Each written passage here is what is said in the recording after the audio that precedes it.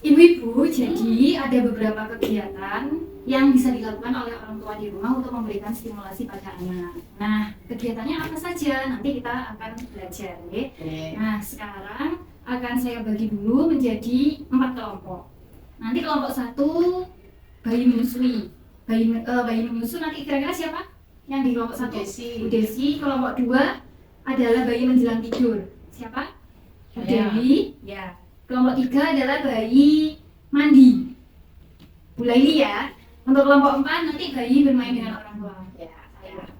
Nah, sekarang nanti kita akan bermain peran antara ibu dan juga bayi atau anak. Nah, sekarang silakan didiskusikan dulu, nanti kita praktekkan di depan. Bagaimana ibu-ibu sudah didiskusikan? Sudah. Sekarang kita praktekkan satu-satu di depan, ya. Silakan mulai dari kelompok 1 dulu, bayi menyusu. Jadi kalau bayi menyusu itu posisinya betul seperti ini ya. Jadi harus tegak lurus. Badannya harus menghadap ke ibu dan juga wajahnya itu ya harus menatap kepada ibu. Kemudian jangan lupa diberikan sentuhan kepada anak. Tujuannya apa? Agar anak itu bisa merasakan kasih sayang yang diberikan oleh ibu kepada anak. Nah, selain itu tatap juga matanya. Jadi biar anak itu merasa bahwa oh, saya itu kasih sayang loh, diberikan perhatian oleh ibu saya. Seperti itu.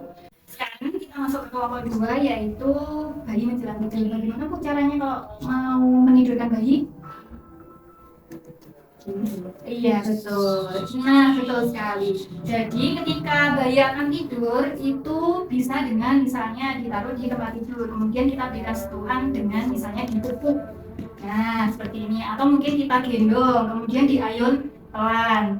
Nah selain itu bisa juga kita nyanyikan misalnya lagu Nina Bobo. Tujuannya apa? Karena dengan bernyanyi itu bisa menstimulasi otak. Nah selain itu juga akan menghibur bayi dan juga pengaruhnya itu kepada perkembangan kognitif bayi. Gitu ya. Kalau biasanya mandikan gimana Bu caranya? Ya. Iya, betul sekali. Betul. Nah, Bu kalau misalkan memandikan bayi itu juga sentuhlah dia dengan menggunakan air hangat. Jadi kalau bisa kalau masih bayi usia 0 bulan sampai 6 bulan itu gunakanlah air hangat untuk memandikan.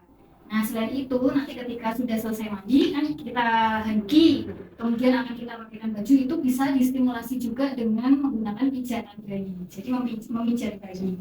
Nah tujuannya apa memijat bayi? Jadi itu akan memberikan ikatan antara ibu dan juga anak. Selain itu akan mempengaruhi perkembangan mental, fisik dan juga sosial anak. Gitu ya. Gitu. Nah, gimana Bu caranya kalau ngajak bermain anak biasanya? Gini biasanya saya cilu. Iya, Anak cantik cilu. Iya, betul biasanya. Jadi, tujuan kita bermain dengan anak itu sebenarnya untuk menstimulasi otaknya dan juga perkembangan sensorik dan juga motorik. Nah, kalau untuk anak usia 0 bulan sampai 6 bulan, berikan permainan yang mudah atau yang ringan-ringan saja. Contohnya tadi ya permainan ciluba. Permainan ciluba itu selain untuk menghibur bayi sebenarnya juga bisa mengajarkan bahwa apa yang hilang di hadapan bayi itu tidak selamanya akan hilang. Jadi akan kembali lagi.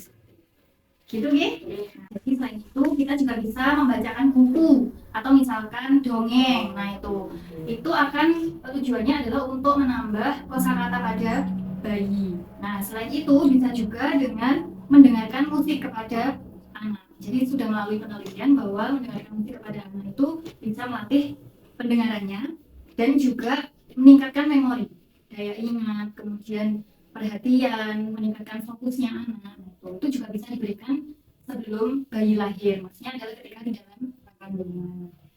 Jadi Bu sebenarnya bayi menangis itu bukan berarti dia rewel, tapi itu adalah ungkapannya dia ya, caranya untuk mengungkapkan perasaannya atau apa yang dia butuhkan. Nah, respon bayi itu juga bermacam-macam. Jadi misalnya bisa dengan dia menangis, kemudian berceloteh, kemudian misalnya tertawa, tersenyum, menatap mata kita, menggerakkan anggota tubuh misalnya tangan dan kaki seperti itu. Yang paling penting adalah kehadiran fisik orang tua. Oke, jadi butuhnya anak ini adalah kehadiran orang tuanya sebenarnya. Untuk apa? Jadi untuk membangun kelekatan antara ibu atau orang tua dengan anak. Nah, sekarang Bu silakan dibuka buku KIA-nya sudah dibawa. Nah, bisa saya pinjam satu ya, buku KIA ini.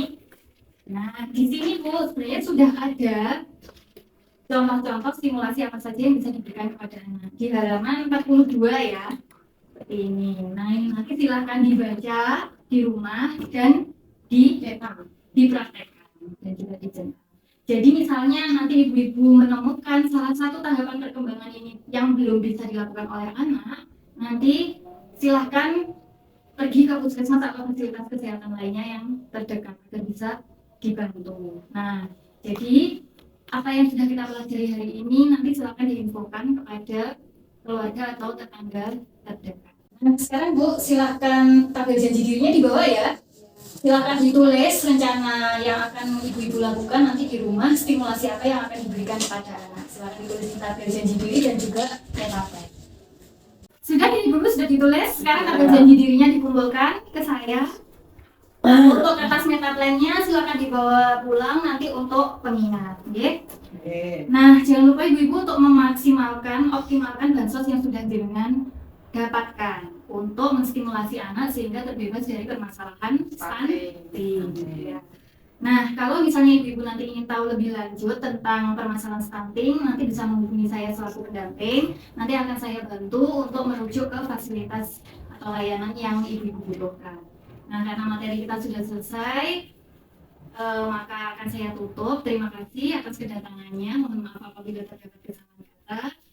Saya akhiri. Wassalamualaikum warahmatullahi wabarakatuh.